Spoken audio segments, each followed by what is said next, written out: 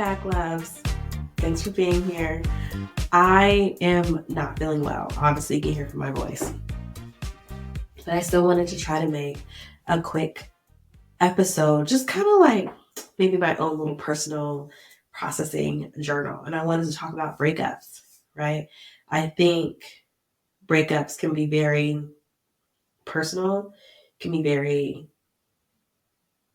intimate, could be very secretive sometimes, right? And I wanted to talk about like how can we still take care of ourselves when you're going through a breakup. So full transparency, I'm going through a breakup. The relationship is over, it's been over. However, when there's still a breakup, there's still weeks and months afterwards. Sometimes even like years, depending on like how you're operating, where you're still really kind of processing through what happened. And for me, when I go through a breakup, I need extra support, especially in those first like 2 to 4 weeks. I need a lot of support. And so I want to talk about like how can you be true to yourself when you're going through a breakup and not feeling the need to perform in ways that people think you should, whether that's classic like let's go out, let's go club, and let's get you under a new guy stat. You know, if that doesn't work for you, then don't do it.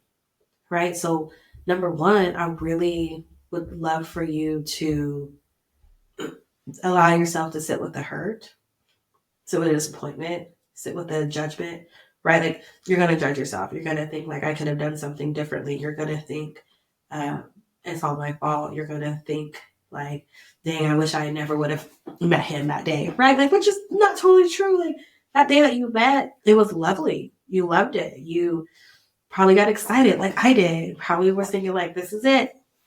We're going to sail off into the sunset. And then when a relationship ends, you're like, dang, I wish I never met that person. That's not true. However, if that's what comes up, let that be the thing that comes up, right? Let that be the thing. Giving yourself permission for all those feelings, the hurt, the sadness, the anger, the grief, all of that. All of that. You feel like a failure, all of that, right? Like, because that's going to get you to the other side by naming the emotions that are coming up, by naming your truth, by naming even embarrassment, right? Like, I have embarrassment over my last relationship ending for many reasons, not because of him per se, but because of me, because of like how excited I was and how I just knew we aligned in so many ways and saw things, and also the ways that I performed, which in another episode when I'm feeling better, I really want to like dig into what has come up for me as I've been thinking about this relationship and how I showed up and how I added to all the things that happened. And I want to attach it to this book that I've been reading that I think is going to rock your world because it's rocked my world, my core, my soul. So we can talk about, because what I'm noticing is a lot of times these messages are, it's him, it's that, it's, what's the thing that's going around? Like, it's not, basically, if he doesn't call you back, that means he doesn't want you, right? Those kind of things. Okay, there's room for that. But there's also, how do we show up in his relationships where we're basically picking the people that are not actually what we truly need and want. We're just picking the people that allow us to act out the traumas that we develop in childhood. Does that make sense? Right? So that's what I'm going to talk about in another episode. But right now, we're just talking about like just dealing with the emotions of the breakup. Also being really honest with yourself, right? Like, am I allowing myself to cry? Am I allowing myself to get my needs met during this breakup? Maybe your friends are dying to reach out, dying to see you, dying to like hold space for you. You're just like, no, I'm just going to suffer alone. Why, girl? Why? When I went through my breakup, especially those first 2 weeks, I had people calling me every day. Every day. And if someone didn't call me, I was calling someone else. Hey, do you have a minute to talk? Can I chat? And I would just cry. I would repeat the same scenarios as I'm trying to understand. Right? I'm an out loud processor. I like to process. I want to try to understand what I'm saying. And so Just holding space, letting me talk for 20 minutes. Great, thank you. Letting me cry, just listening, right? Not giving any advice, just really listening and saying, this is really hard. I'm so sorry you're going through this. And that's so hard, right? Later on, I was ready to be in a space where, okay, tell me what you saw. Later on, I was ready to be in a space where I allowed my friends to tell me how they were disappointed in him in other ways and how they were concerned about me and how I was showing up in that relationship in other ways, right? But I knew in the beginning, I don't need any of the critiques yet. I just need to vent and release and process. All right. So, excuse me. Another thing that is, I don't know, how do I bring this up? Because I feel like we can make our own decisions, right? And it's important to think about when we're going through a breakup, do we want to stay in contact with our ex? Is staying in contact with our ex going to help us get to our healing, or is it going to prolong the pain? I can't tell you what to do. I know for me, I've stopped doing quick cutoffs because it just boomerangs me right back. Now, again, as I'm learning about myself more in this past relationship, as I'm reading this book, as I'm in therapy, I'm going to do things differently. You know, if I have another breakup in the future, which is all possible, right? Like anytime you enter a relationship, there's always that risk of it ending. You know what I mean?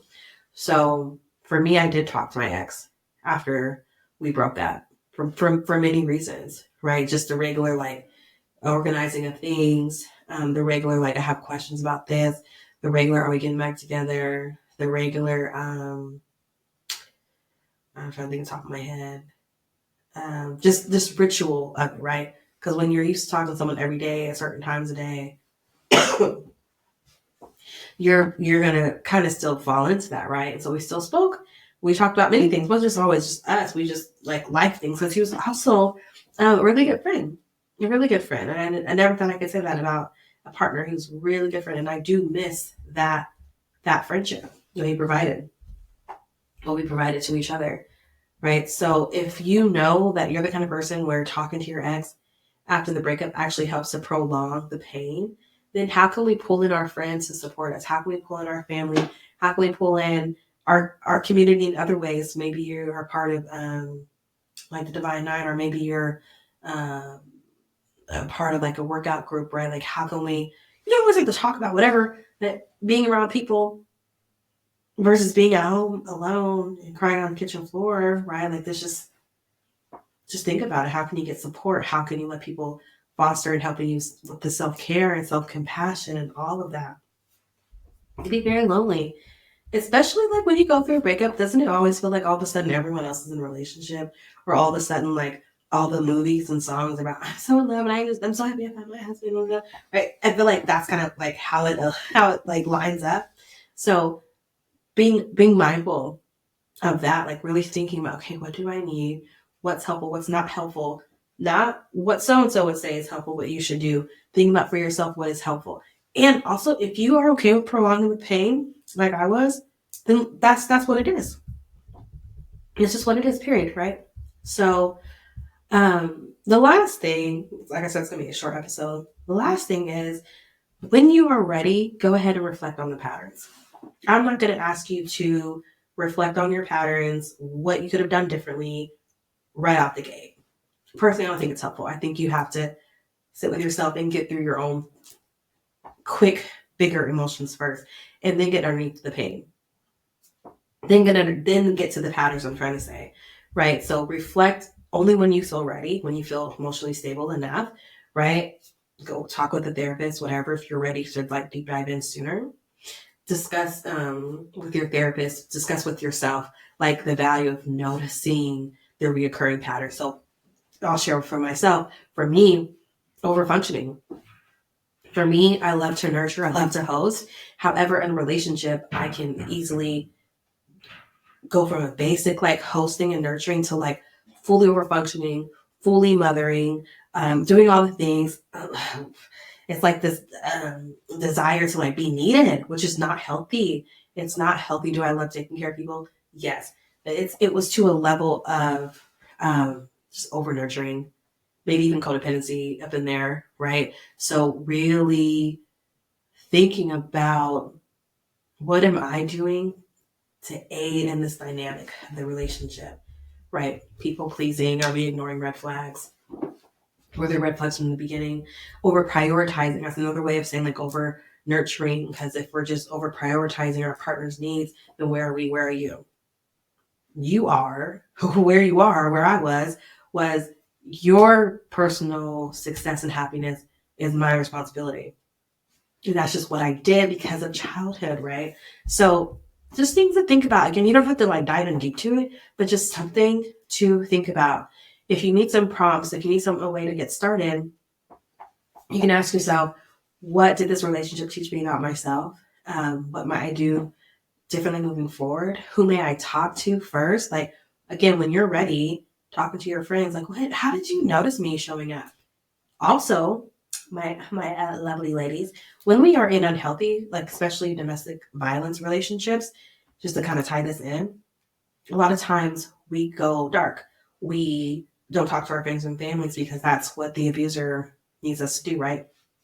So if you, I'm not saying that I was in one, in this past one, if you notice that and you come out of that, asking your friends like what did you see within me, like, and your friends might say, we felt like you weren't really around as much anymore, I feel like I couldn't get in contact with you. So then what does that tell me about myself? That tells me that maybe I was over prioritizing. That tells me that my values got skewed, right? That tells whatever it tells you, does that make sense? Hope it's making sense.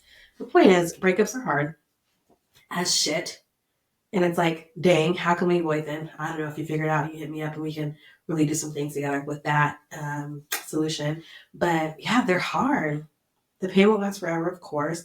However, if we do not tap into that pain, we will perpetuate that pain by bringing it into another relationship because we didn't reflect and we didn't stop to think about what happened. How do we want to show up differently? What are the patterns that's happening? What have I not healed within myself? What am I actually looking for? Do I actually want emotional intimacy? Do I want just to feel needed and look for another project, right? The point is, I want you to be kind to yourself. I want you to honor. I want you just to really be like I have a friend that would say this chapter is just really hard. And this chapter is really hard, right? This breakup is hard. I'm better now because the amount of time that has gone by. But for a minute there, it was really hard. And now I'm able to be like, okay, I can talk about it. Right? So I'll keep you updated. I like go through this journey. If you have any questions, of course, hit me up. You know where to find me. And I believe in you. You got this. You're going to reflect. You're going to sit with your stuff. You're going to allow people to love on you and support you. And until next time, bye.